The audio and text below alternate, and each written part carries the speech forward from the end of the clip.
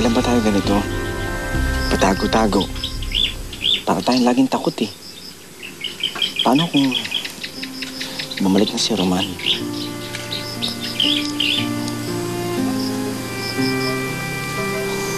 Mara, ano ba iniisip mo? May problema ba?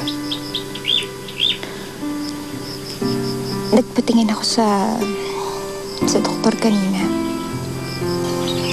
Emilio, buntis ako.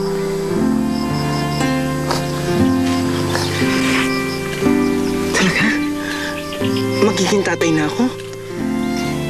Emilio, hindi ka ba natatakot? Ano nang gagawin natin? Hindi sumama ka sa akin. Magpakalayo-layo na tayo dito. Umalis na tayo dito.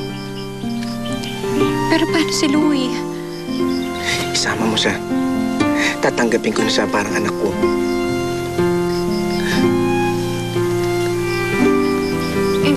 Paano tayo? Saan tayo titira? Paano tayo mamumuhay? Wala ka bang tiwala sa akin? Hindi kita pababayaan. Magtatrabaho ko mabuti. May konting ipon ako. Hindi ko mabibigay yung karangyaan na naranasan mo ngayon. Pero bubusugin kita sa pagmamahal ko. Kayo ni Louie. Hindi ko kayo papabayaan. Kayo ng pamilya natin.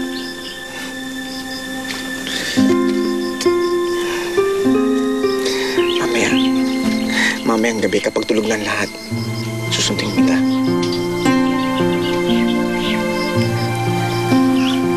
Oo, Emilio, sasama ako sa'yo.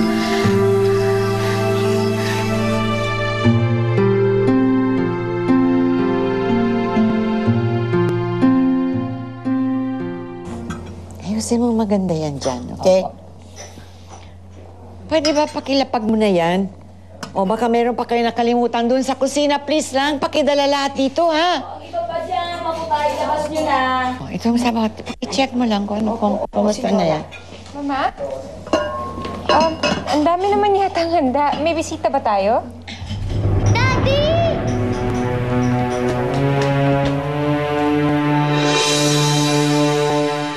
Si Senyorita Mara at si Roman po, wala po sa kanilang kwarto. Wala rin po sila. Sabi ko na nga ba niloloko mo ko eh.